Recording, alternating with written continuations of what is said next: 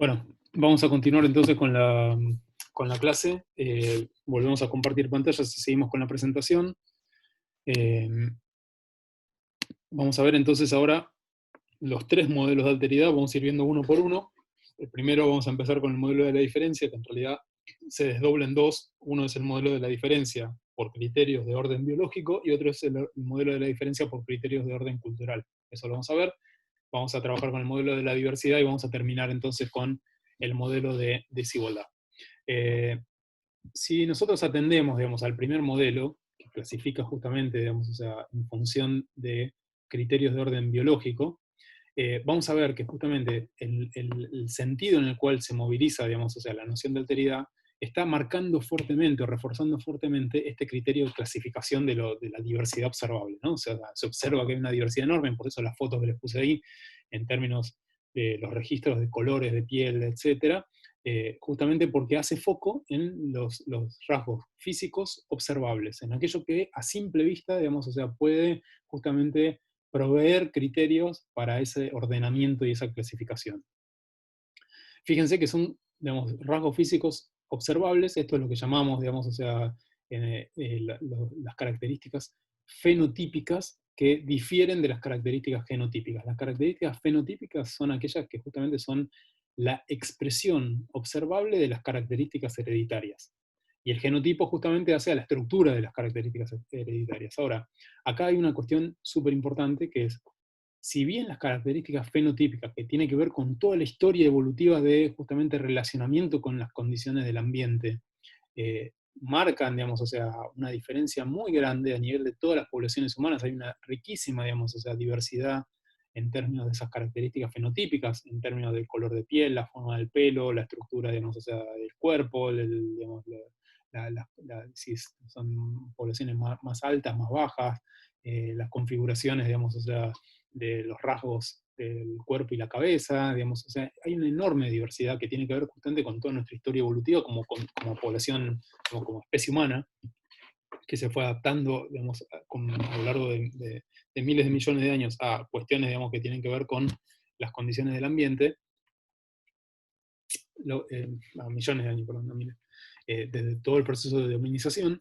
Lo que vemos es que las características fenotípicas entonces tienen alta variabilidad, pero las características genotípicas, perdón, son exactamente los mismos. Todas las poblaciones del mundo tenemos la misma cantidad de cromosomas, este, que justamente codifican para dar estructura, digamos, o sea, metabólica y morfológica a nuestro cuerpo. O sea que en realidad no hay diferencia ninguna, digamos, en términos de cómo es nuestra constitución genética, y por lo tanto, digamos, o sea, nuestras capacidades y nuestra potencialidad en términos de raciocinio, del pensamiento lógico, digamos, etc. No hay ninguna diferencia en ese sentido. Donde sí hay diferencia es justamente en las características observables, y justamente por esta relación que tenemos con, digamos, o sea, todo este proceso de adaptación, digamos, evolutiva a diferentes ambientes y por distintos momentos. Entonces, cuando, digamos, o sea, digamos, el modelo de construcción de la alteridad por la diferencia basado en criterios de orden biológico, justamente, digamos, o sea, lo que pone en juego, como solamente comprende esa dimensión observable, va a estar muy vinculado a la construcción de explicaciones deterministas, o sea que determinada configuración biológica se correlaciona con un cierto tipo de comportamiento cultural o, digamos, o sea, o atribuciones de carácter moral, que van a justamente estar muy vinculadas a esto que estuvimos discutiendo acerca del esencialismo, es decir, como que eso es expresión en realidad de una esencia innata de los sujetos, que justamente, digamos, o sea, supone una asociación eh, indeleble entre esa diferencia de los rasgos observables, esa diferencia de los rasgos fenotípicos, y los comportamientos y los rasgos culturales y morales de un determinado pueblo. Entonces, la idea, digamos, o sea, de que hay una ley, que es una ley de la herencia biológica, y que entonces esos rasgos fenotípicos que se van transmitiendo de generación en generación son justamente equivalentes a esa transmisión de una esencia innata que hace a esa población de determinada manera y, digamos, o sea, la constituye en términos biológicos en forma inmutable. O sea, siempre van a seguir, digamos, teniendo las mismas características este, intrínsecas. Entonces, el modelo de la diferencia en este caso fundamenta justamente las posturas racistas que estamos viendo, ¿no? O sea, como la raza, digamos, o sea, asocia esa diferencia fenotípica, bueno, como son negros son así, como son árabes entonces son violentos, como son... toda esa idea, digamos, o sea, muy racista, está cimentada en la movilización de la construcción de una relación de alteridad por el criterio de la diferencia. Por eso la alteridad no es un concepto que sea ni bueno, ni malo, ni mejor, ni peor. Es un concepto, como es relacional, nos permite dar cuenta de cómo es construida esa diferencia. Entonces, en este caso hay toda una perspectiva que construyó la diferencia en función de este tipo de criterios de orden biológico, como por ejemplo ahí tenemos una imagen de un antropólogo alemán que digamos, o sea, que escribía al régimen nazi, que hacía sus investigaciones acerca de las razas puras, bueno, toda esta idea, ¿no? De la raza aria como una raza original, una raza pura, entonces la mezcla de razas, y toda esta investigación que llevó, digamos, durante muchísimos años. La peor expresión fue, digamos, o sea, en la Alemania nazi, pero en realidad son ideas que se venían circulando en Europa desde hace mucho tiempo atrás, digamos, por lo menos el fin del iluminismo en adelante, digamos, toda esta idea de asociar las diferencias observables raciales con criterios, digamos, o sea, de orden cultural o moral. Entonces, están muy presentes, y están muy presentes en este tipo de explicaciones que generan justamente un sentido determinista y esencialista para explicar la diferencia. Esto es, como son así, digamos, o sea, entonces esa es una correlación entre un tipo de constitución biológica y un tipo de constitución cultural y moral. Y eso, digamos, o sea, esa relación es esencial, es indeleble, digamos, o sea, y es intransformable. Entonces, este modelo de construcción de la diferencia por criterios de orden biológico va a pensar justamente la alteridad como un determinismo biológico. Es decir, la biología determina justamente los límites y posibilidades de las distintas categorías de otra edad que vamos a trabajar. Y esto se define en función de la posesión, digamos, o no, de los atributos físicos del propio grupo, como eran los europeos principalmente los que desarrollaron, digamos, este tipo de explicaciones. Y entonces la cuestión era tomar justamente ese conjunto de parámetros que definían más o menos a las poblaciones europeas, el tipo de textura física, el color de la piel, la forma del pelo, digamos, etcétera, como el parámetro de, digamos, o sea, de comparación universal. Y a partir de ahí mostrar justamente cómo los otros se diferenciaban de ellos, que eran constituidos como la normalidad, ¿no? Como aquello, digamos, o sea, que constituía, digamos, justamente un criterio de base. Entonces, lo que se alejaba de eso, justamente el indicador entonces de no solamente las diferencias en términos de las características físicas observables, sino además de cualidades morales, éticas o culturales que se ascribían a esa población, o eran más infantiles, o estaban retrasados en el tiempo, en la escala evolutiva, digamos, etc. Entonces, este patrón universal, que está dado, digamos, por los criterios de la propia cultura, es proyectado hacia, digamos, o sea, las otras culturas para poder clasificarla. Entonces, en ese sentido, en esta idea de proyección del parámetro del conjunto propio como un parámetro universal, estamos ante una posición etnocéntrica, ¿de acuerdo? Entonces, la cuestión es que ese tipo, digamos, o sea, de proyección etnocéntrica generaba un ordenamiento jerárquico de esas categorías clasificatorias que fueron siendo construidas. Entonces, había, digamos, diferencias en términos de los negros con los chinos, con, digamos, las poblaciones asiáticos, de otras poblaciones asiáticos, de otras poblaciones de Medio Oriente, y lo que se hacía, digamos, era una escala justamente jerárquica, en donde siempre, digamos, o sea, la propia cultura estaba en el punto, digamos, más alto. Y después, digamos, o sea, eran todas posibilidades de acercarse a lo que eran ellos, pero siempre hemos pensado como justamente un ordenamiento que tenía una jerarquía y por lo tanto tenía una diferenciación intrínseca, una diferenciación esencial basada justamente en las diferencias biológicas. Si nosotros vemos este tipo de imágenes, a todos, digamos, o sea, en general, esto si estuvimos en la clase presencial, cuando yo proyecto esto en la pantalla, hay risas nerviosas, digamos, o sea, porque justamente, digamos, o sea, lo que está marcando acá es que incluso, digamos, una cuestión, digamos, metabólica y natural, como justamente morir, digamos, ¿no?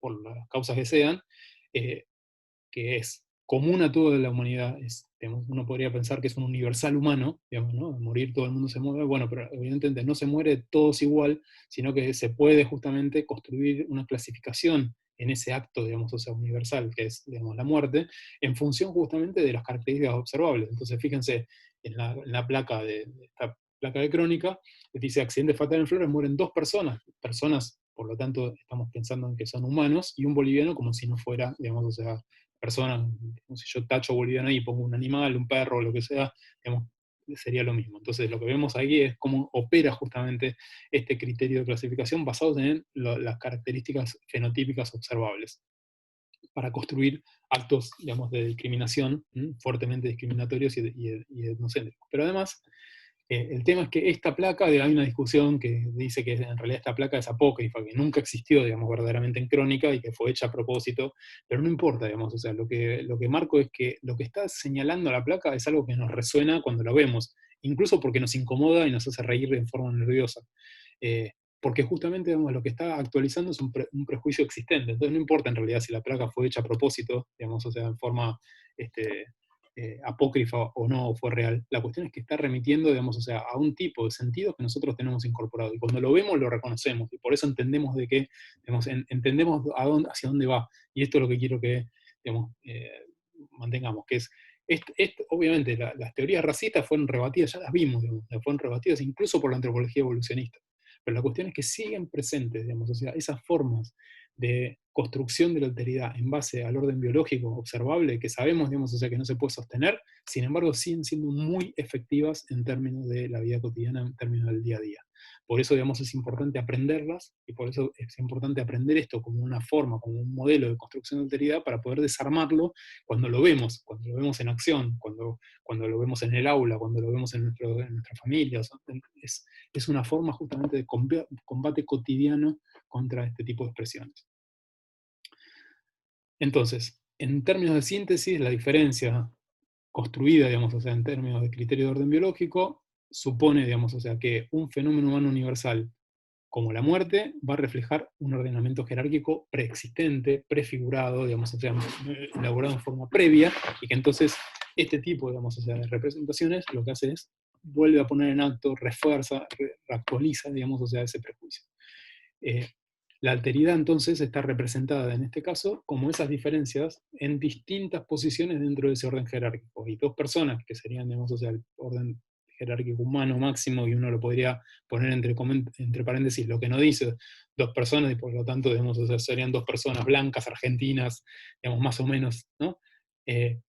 Con esta idea, digamos, de quiénes somos nosotros y cómo nos configura, digamos, o sea, un tipo de modelo ideal, y tenemos una jerarquía, un representante de una jerarquía inferior, que sería, digamos, o sea, en este caso, estaría dada por el boliviano. Por eso, digamos, o sea, ver cómo justamente podemos desarmar y poder deconstruir este tipo de discursos y este tipo de construcciones de alteridad, es importante aprenderlo. En este caso, digamos, o sea, es el modelo de la diferencia por orden biológico.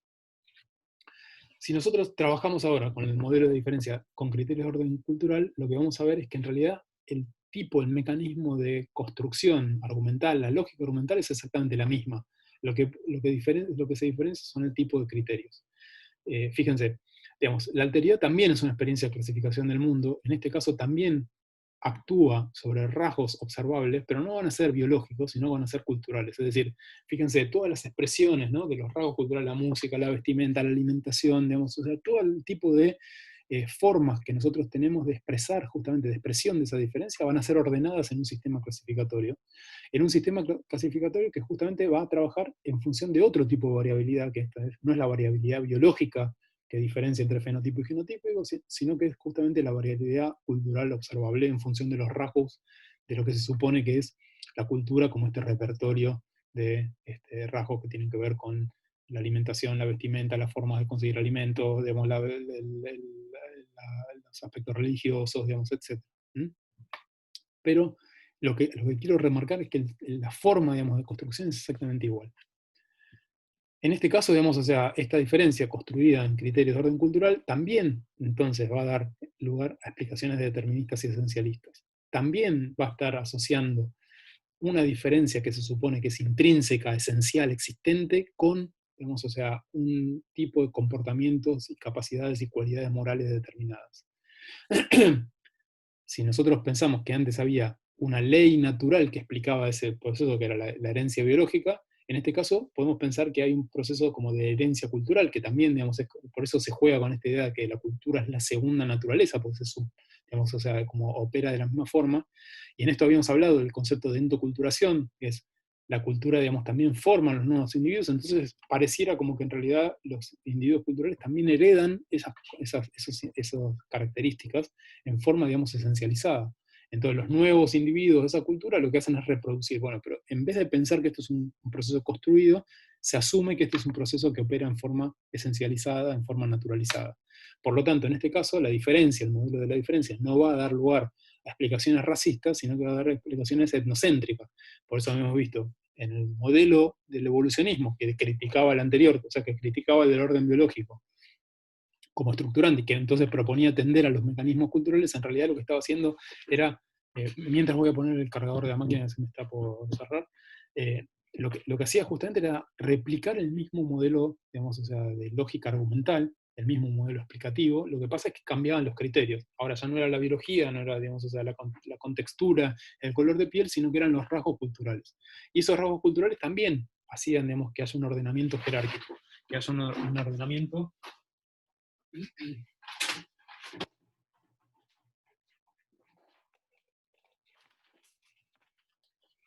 unas culturas se van a considerar superiores, otras se van a considerar inferiores, y el modelo, digamos, o sea, del evolucionismo cultural que había desarrollado la antropología entre salvajismo, barbarie y civilización, parecía, digamos, o sea, justamente poder reflejar ese ordenamiento natural existente. Ahora, de natural no tenía nada, era construido, representaba, digamos, también visiones del mundo, intereses, pero es presentado, digamos, o sea, como si fuera algo dado.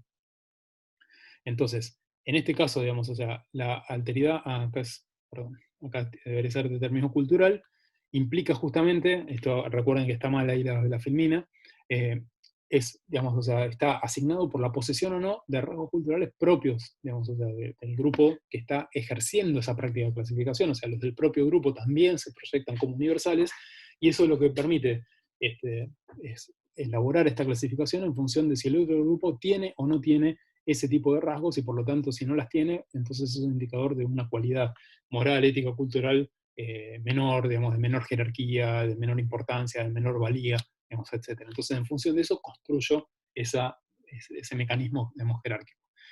En este caso, digamos, o sea, de la misma forma que hemos visto el ejemplo de la antropología, digamos, o sea, racista nazi, digamos, o sea, que buscaba en la medición de los cráneos, bueno, acá podemos asegurar que hay, digamos, o sea, una vigencia muy fuerte de este tipo de pensamientos en incluso, digamos, o sea, cuestiones contemporáneas. Si ustedes se fijan cómo fue la producción de discursos en torno, digamos, o sea, a los últimos conflictos bélicos que se dieron en Medio Oriente, y especialmente aquellos, digamos, que estaban vinculados a lo que fue, digamos, el surgimiento del Estado Islámico, desde el atentado de las Torres Gemelas en Nueva York en 2011, digamos, en adelante, hicieron, digamos, o sea, uso muy frecuente de este tipo de explicaciones como forma justamente de argumentar y de legitimar las acciones bélicas, ¿no? Entonces había un grupo que era intrínsecamente violento y fanático, que son, digamos, los musulmanes árabes, ¿no? Y, digamos, eh, obviamente eso es mucho más complejo, hay un montón de grupos, pero sin embargo eso se englobaba, digamos, o sea, como un todo. Entonces lo único que era es que si tenías, digamos, o sea, más o menos,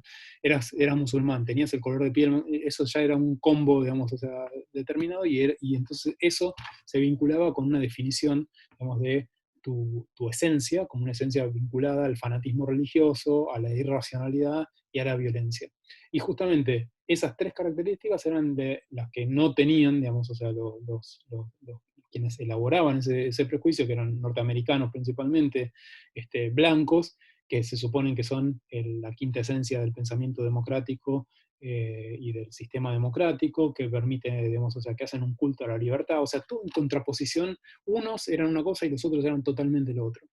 Esto, digamos, o sea, no solamente aparecía en los discursos mediáticos, de sentido común, etcétera, sino que también había politólogos como Samuel Huntington, que es un politólogo que fue muy leído por los círculos gubernamentales en Estados Unidos, que proponía, digamos, directamente teorías que estaban basadas en este tipo de construcciones de alteridad. Él decía, digamos, o sea, que en realidad el mundo se avecinaba, digamos, o sea, un nuevo conflicto, digamos, a nivel global, que ese conflicto a nivel global, a diferencia de lo que habían sido los grandes conflictos antes, no se iban a jugar en otras tierras, sino que se iban a dar al interior de los propios estados dominantes, digamos, del propio imperio dominante, en este caso Estados Unidos, y por eso el atentado de las Torres Gemelas le dio mucho impulso al libro de Huntington, porque dijo, bueno, eso es efectivamente lo que está pasando, digamos, o sea, ahora ya esa guerra no se va a librar solamente en Irak, o en el Golfo, etcétera, sino que también se va a librar en el interior de Estados Unidos, y esto, digamos, prendió fuego, ¿no? Energizó, digamos, todos estos discursos que tienen un fuerte componente etnocéntrico. Para él entonces hay una diferencia de civilizaciones, ustedes las ven marcadas acá, esas civilizaciones, digamos, son contrastables, digamos, o sea, no tienen continuidad, sino que son como diferencias y por eso se pueden representar incluso geográficamente. Fíjense la brutalidad de marcar el mapa de esta forma, como si todo fuera, digamos, o sea, tan homogéneo, ¿no? Como si América Latina fuera tanto otra, África, digamos, se pudiera dividir solamente en tres, digamos, grandes grupos, es una cosa que no se sostiene, pero que sin embargo es muy efectiva en términos de la construcción de discursos y es muy efectiva en términos de la producción de sentido común. Entonces, este tipo, digamos, o sea, de lecturas son construidas en base a esta formación de alteridad o esta construcción de alteridad en base a criterios de diferencia cultural. Y también, digamos, o sea, estos criterios basados en esta digamos, construcción de la diferencia en base a criterios de orden cultural, también está representando un ordenamiento jerárquico para poder justamente representar esa alteridad. Digamos, no hay digamos, una coexistencia de la diferencia, sino que esa diferencia siempre está ordenada en un criterio de superior, inferior, mejor, peor, digamos, etc. Siempre hay un ordenamiento, ¿no? Violentos y salvajes, con democráticos y amantes de la libertad y tolerantes, que permite justamente explicar esa diferencia, digamos, esa tensión entre identidad y diferencia, bueno, le permite explicarla en este sentido. Y provee un repertorio de pensamiento que es muy fácilmente apropiable, que yo, digamos, o sea, entiendo fácilmente, lo pongo en práctica fácilmente, y por eso es tan importante de construirlo y analizarlo en términos críticos. Entonces, en síntesis, esta forma de construcción de la diferencia en base a criterios de orden biológico, también, digamos, o sea, supone que hay una esencia, también hay rasgos esencializados, que son los que en definitiva permiten operar el criterio de clasificación y diferenciar entre unos y otros, entre inclusión y exclusión, ¿no? de esos repertorios. Esas esencias también determinan los comportamientos, porque si sos, digamos, perteneciente, si sos árabe, vivís en esos países, crees en, digamos, de Mahoma, etcétera, digamos, o sea, tenés una intrínseca afinidad a pensar en términos fanáticos y violentos, esto, digamos, es lo que se propone. La forma en la que construir todo el sistema clasificatorio toma un todo y lo presenta como la parte, toma un conjunto de atributos, y entonces a partir de esos atributos define a los otros por lo que le falta o por lo que no son, en vez de por lo que son. Y por último, digamos, también establece este orden jerárquico en la construcción, digamos, o sea, de esta clasificación y esta tipología. El segundo modelo, estos dos, digamos, eran las dos formas de pensar el primer modelo, que era el modelo de la diferencia. El segundo modelo es el modelo que lo vamos a llamar modelo de la diversidad. Y en esta idea retoma algunos aspectos del modelo que vimos anterior y cuestiona otros. ¿Qué retoma? Bueno, retoma justamente que hay un conjunto de rasgos más o menos esenciales que son los que definen la identidad de los grupos, pero rechaza justamente que estos puedan ser organizados en función de un único patrón universal y por lo tanto que den lugar a un ordenamiento jerárquico. Para el postulado, digamos, o sea, para el modelo de la diversidad, cada cultura entonces es expresión única de una forma, digamos, esa diferencia cultural está expresando en forma única y en forma total y en forma incomparable una expresión de la naturaleza humana, de lo que nos hace humanos, y esa totalidad es una totalidad coherente en sí misma, por lo tanto, digamos, o sea, como es coherente en sí misma, es igualmente valiosa, no hay una que valga más que la otra, no hay una que se pueda organizar en términos de un superior-inferior, sino que todas tienen que coexistir en el mismo plano, y todas tienen el mismo derecho de existencia, digamos, o sea, y derecho de respeto, digamos, o sea, de esa expresión cultural. Entonces, está muy, digamos, esto también lo vamos a ver, que aparece también mucho en muchos discursos de tolerancia, digamos, justamente de pensar, digamos, o sea, en términos de interculturalidad, digamos, o sea, está muy presente también en los discursos cotidianos contemporáneos. Digamos, esta moda, digamos, este modelo de construcción de la diversidad señala justamente que las diferencias que podemos observar en términos de comportamiento ya no pueden organizarse jerárquicamente, sino que tienen que explicarse en función de los parámetros de la propia cultura. Por lo tanto, nos va a vincular con un concepto muy, muy, muy importante, que quiero que tengan también, digamos, o sea, especial atención, que es el concepto de relativismo cultural, que justamente está dado por la imposibilidad, la imposibilidad de construir un estándar universal a partir de los aportes de la propia cultura. Esto, digamos, lo diferencia fuertemente de las posturas etnocéntricas. Entonces, el etnocentrismo y el relativismo cultural son justamente como miradas antagónicas acerca de cómo construir esa diferencia cultural, por lo tanto, cómo construir modelos de alteridad. En ese sentido están, digamos, justamente chocando. Ahora, ¿qué pasa? Hay distintas modulaciones de ese relativismo cultural. En algunos casos son relativismos moderados, o sea, uno puede pensar que toda la lucha por el reconocimiento de la preexistencia de los pueblos indígenas y de los derechos de los pueblos indígenas está fundamentada en criterios relativistas, pero criterios relativistas moderados. Es decir, digamos, o sea, bueno, yo admito, digamos, o sea, esta idea de la coexistencia y justamente equiparar, digamos, entonces la valoración de las culturas, no hay una que valga más que la otra, digamos, etc. El modelo extremo trae problemas, el relativismo cultural extremo extremo trae problemas, porque justamente es el que dio lugar a prácticas, digamos, o sea, de discriminación muy fuerte, como fue el apartheid. ¿Por qué?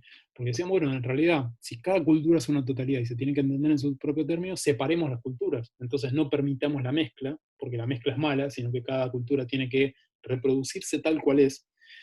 Entonces no hay posibilidades de transformación, de aprendizaje, digamos, etcétera, sino que cada una tiene que mantenerse como está, y todos los regímenes del apartheid, todos los regímenes de apartheid, no solamente en Sudáfrica, que fue el más conocido, digamos, de donde salió Mandela como líder de las comunidades negras, de resistencia, etcétera, sino el apartheid que había, por ejemplo, en el sur de los Estados Unidos hasta la década del 50. Esta es una foto que fue tomada en ese momento, en el cual los blancos pueden tomar agua helada y las poblaciones negras, afro, no, tenían que tomar, digamos, agua a temperatura ambiente, por lo cual hay una diferencia, había micros en los cuales no podía subir, eh, digamos, individuos afroamericanos y sí podían tomarlo los blancos, y eso estaba diferenciado, barrios en los donde viven unos y viven otros, digamos, o sea, hay un mecanismo de segregación muy fuerte, y eso implica, digamos, o sea, las escuelas que van, lo que aprenden, cómo se reproduce el sistema social, etc. Entonces, las posturas relativistas extremas son peligrosas también y tienen ese riesgo. Eso lo quiero marcar. Eh, en síntesis, entonces, el modelo de la diversidad también, digamos, recupera cuestiones que tienen que ver con rasgos esencializados para definir la identidad, ¿no? Esta relación nosotros-otros, que siempre es relacional, siempre si estamos definiendo un nosotros, un otros, es porque también tenemos una lectura acerca de quiénes somos nosotros y cómo nos definimos. Esas esencias también determinan comportamientos. Esto, digamos, es algo que va justamente a explicar esa diferencia y la reproducción de la diferencia en el tiempo. Las ideas de que cada cultura es una totalidad, en términos de esa expresión, digamos, de la naturaleza humana, y por lo tanto, digamos, o sea, tiene que ser comprendida en sus propios términos, y por eso, justamente por eso, niega que pueda ser efectuado, digamos, un ordenamiento jerárquico entre una y otra. Pero el riesgo justamente es que a veces lo que hace es desconectar. Esto, obviamente, el régimen del apartheid implicaba una jerarquía, digamos, o sea, intrínseca en sí mismo. La cuestión es cómo estaba argumentada.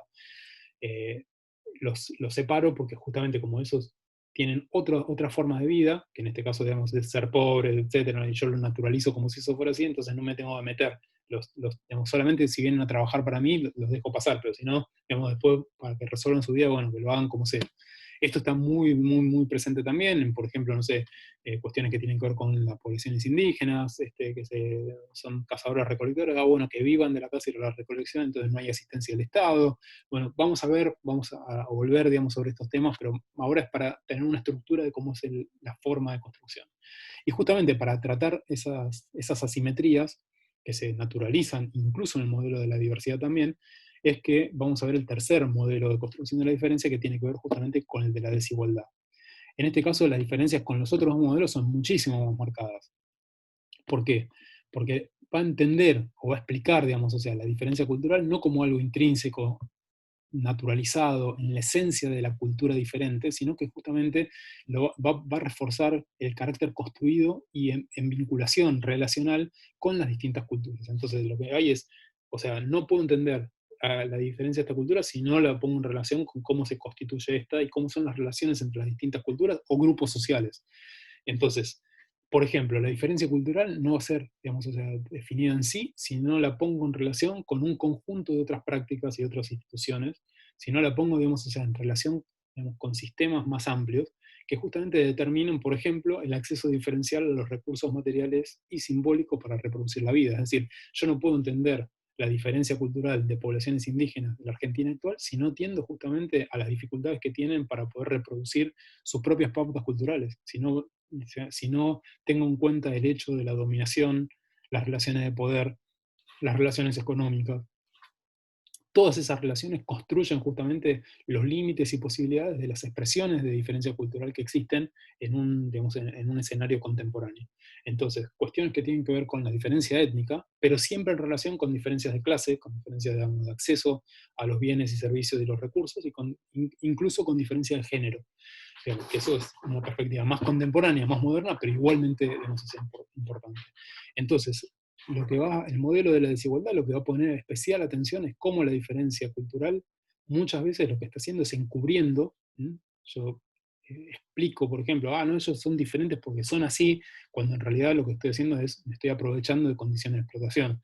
Por ejemplo, cuando digo, no, los bolivianos que vienen a trabajar a la cosecha del tomate en el norte, son más aguerridos, el boliviano es mucho más aguerrido que el salteño, etcétera, pero al boliviano le pago menos. Al boliviano que viene ilegal le pago menos, etcétera, y hago toda una construcción de esa diferencia cultural que en realidad lo que está, digamos, o sea, encubriendo, lo que está tapando, digamos, o sea, son relaciones de explotación. Entonces, lo que marca el modelo de la desigualdad es atender a las formas en las cuales la diferencia cultural se construye en desigualdad.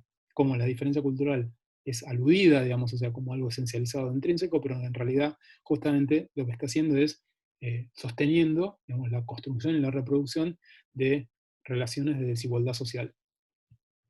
Por eso justamente las cuestiones del conflicto y las relaciones de poder van a estar en el centro, digamos, o sea, de la mirada del modelo de la desigualdad.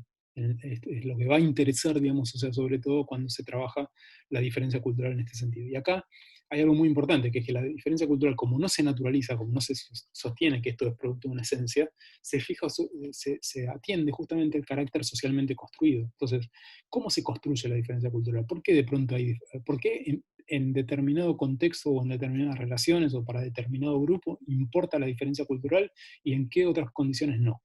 Esta, digamos, es una pregunta que no es que de sí mismo, digamos, por sí mismos son expresiones de la diferencia cultural que existen en el mundo, sino que se explica o se interroga acerca de cómo se construye socialmente esa diferencia, cómo se mantiene, cómo se reproduce y por qué. ¿Hay algún tipo de otros intereses que se ponen en juego para poder mantener, digamos, o sea, esa idea de una diferencia cultural existente y relevante o no? Digamos, ¿son los propios pueblos los que lo están diciendo o son otros que están marcando esa diferencia cultural en sentido positivo o negativo, pero porque en realidad hay otros intereses en juego? Eso, digamos, es lo que vamos a ver. Entonces, es una perspectiva que no es esencialista, sino que es una perspectiva relacional. No supone que la diferencia cultural esté dada, digamos, que exista per se, sino que justamente atiende a cómo se construye y reconstruye en forma cotidiana.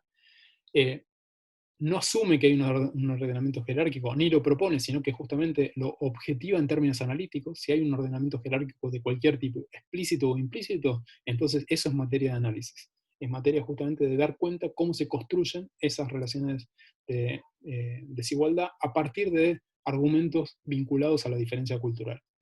Y justamente, digamos, o sea, el foco analítico va a estar puesto en cómo, digamos, se sostienen en el tiempo esas construcciones, por lo tanto, cómo se dan relaciones hegemónicas, ¿no?, de hegemonía y subalternidad, que organizan las relaciones interétnicas. Cómo, digamos, o sea, en el tiempo se fueron construyendo ciertas representaciones del mundo indígena que en realidad eran funcionales a favorecer las condiciones de explotación de estas poblaciones, y por lo tanto, digamos, o sea, donde hacían un uso selectivo, a veces se reconoce la diferencia cultural y a veces no, en función de justamente cómo esas diferencias y esas desigualdades se podían reproducir en el tiempo.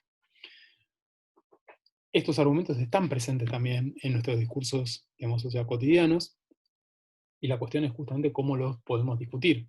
Esta idea, por ejemplo, acá aparece Lucía Galán, que es, digamos, representante, una de las que actúa en el grupo Pimpinela, que, digamos, o sea, lo que están haciendo es expresando estas versiones muy estereotipadas y prejuiciosas acerca del otro. En este caso, las mujeres pobres se embarazarían por cobrar la asignación, ¿no? Entonces hay una idea, digamos, o sea, ahí muy utilitarista de un proceso, digamos, o sea, fuertemente, una experiencia vital muy importante como es el embarazo y tener hijos. Entonces, esta cuestión, digamos, o sea, lo que hace es pinta, digamos, una relación justamente en función de pobreza, digamos, o sea, maternidad y asignación universal, que, digamos, es absolutamente prejuiciosa, absolutamente, digamos, estereotipada. La cuestión es cómo, digamos, ir digamos, construyendo esos discursos, viendo justamente de cómo, digamos, o sea, la UH está incidiendo, digamos, o sea, en ese tipo de población, cómo son las relaciones. Esto es lo que hay que estudiar, lo que hay que trabajar en términos de producción de datos, para poder discutir esas visiones estereotipadas. Eso es lo que se hace, digamos, o sea, desde justamente el acto de desarmar lo que se presenta como diferencia cultural intrínseca, naturalizada, esencializada, cuando uno la desarma en función de intereses. Entonces ahí podemos ver por qué salen personajes como Lucía Galán a decir lo que dicen de una política pública, que es una política inclusiva, que es una política que tiende, digamos, a sostener a los sectores más marginados, porque en realidad piensan que eso es un gasto innecesario que debería ser direccionado, digamos, o sea, en favorecer el capital especulativo. Entonces, en realidad lo que se presenta como una diferencia cultural intrínseca, en realidad, digamos, o sea, obedece a otros intereses, y por eso la tensión en ver, ojo, cuando se está poniendo el foco en la diferencia cultural, puesta, digamos, diferencia cultural de una porque es un grupo étnico, o diferencia cultural porque es un grupo social subalterno. Entonces, cuando estoy marcando esa diferencia, por algo es, entonces hago el trabajo de construir. Acá aparece, digamos, o sea, o vamos a ver, digamos, o sea, otro concepto importante, que es el de las representaciones sociales, es cómo se construyen representaciones acerca de la otra edad, porque no es que la otra edad exista o no, sino que siempre está mediada por la construcción de una representación que hace algún grupo, que generalmente es un grupo dominante, por eso de pensarlo en relaciones, digamos, o sea, de hegemonía, es en qué medida las representaciones que construye este grupo dominante son incorporadas incluso por los mismos sujetos, incluso por los mismos integrantes de esos grupos subalternos, en términos digamos, de incorporar las definiciones que los otros grupos proyectan acerca de sí mismos. Entonces, la noción de representación social también es una noción importante, y les pido, digamos, que presten especial atención, y lo vamos a entender como, digamos, en forma sintética, un sistema de disposiciones, percepciones, de imaginarios y de acciones, ¿no?, que van a organizar una concepción social del mundo determinado y proveen justamente orientaciones para actuar en él. Es decir, de qué manera estas representaciones sociales nos organizan, digamos, o sea, la vida. Por eso estas representaciones son las que aparecen, por ejemplo, saltan, digamos, cuando vemos lo del cartel de las placas de crónica, ¿no? O sea, entendemos todo pero no es porque nos pusimos a pensar hoy en la cuestión de cómo se considera a los bolivianos, sino que eso lo tenemos incorporado en nuestra socialización. Y entonces, inmediatamente, digamos, o sea, entendemos lo que sucede. Después podemos tomar distancia crítica, pero al principio, digamos, lo que sucede es que entendemos de qué está hablando, no nos parece algo, digamos, que sea incoherente, pese a que en realidad lo que está manifestando es algo, digamos, fuertemente incoherente. Estas representaciones sociales nosotros las tenemos incorporadas, las reproducimos, se construyen socialmente y, digamos, aportan repertorios para la acción. ¿Por qué? Porque el prejuicio, digamos, o sea, permite comunicar. Digamos, si yo justamente, digamos, o sea, hago una lectura prejuiciosa y el otro entiende de qué le estoy hablando, etcétera, es una forma, digamos, o sea, de construir vínculos y construir comunicación, que desde luego no estoy de acuerdo, digamos, o sea, no me parece, pero existe como parte, digamos, de las relaciones en la vida social. Por eso, digamos, justamente la tenemos que eh, digamos, analizar críticamente y poder desarmar. Entonces, por eso decimos que estas representaciones sociales lo que hacen es operar traducciones entre estas formas, digamos, o sea, de construcción de la diferencia por estas formas de construcción de la alteridad, por el modelo de diferencia y por el modelo de diversidad, y las transforman en desigualdades. Esto, digamos, esta operación última me parece que es muy importante para poder justamente trabajarlo en términos de un análisis crítico. ¿De qué manera? Cuando algo se presenta, digamos, como una diferencia cultural basada en orden biológico o cultural, o incluso desde el criterio, digamos, de diversidad, hay que ver en qué medida, digamos, o sea, esas dos formas de construcción, que a veces pueden aparecer inicialmente como muy respetuosas o como bien intencionadas, en realidad no están siendo traducidas en términos de la construcción de sistemas desiguales, ¿no?, de desigualdad social.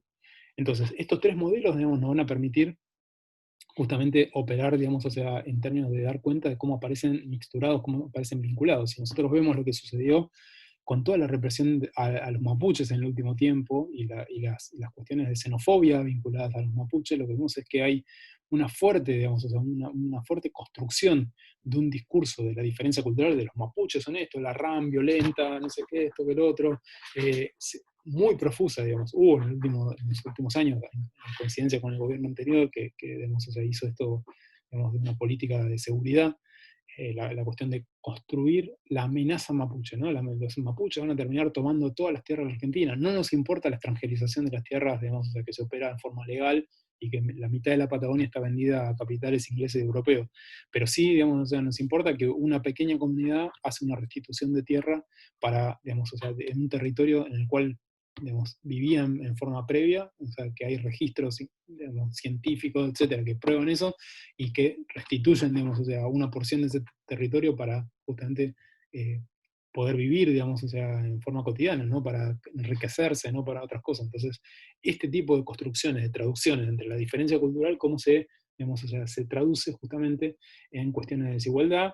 Vemos todo lo que pasó con Santiago Maldonado, con Rafael Nahuel, los asesinatos, digamos, o sea, ilegales, toda la construcción justamente de procesos de represión, la invisibilización, ¿no? Cuando yo muestro eso en términos de la diferencia cultural y la correlación entre la diferencia cultural y las acciones violentas, etc., lo que no hago es ver qué es lo que hace Gendarmería, qué es lo que hace Gendarmería en forma cotidiana en esos pueblos, cómo, digamos, sufren justamente el hostigamiento en términos de querer acallar sus reclamos por el derecho a la tierra, por el derecho a defender la naturaleza, digamos, etc.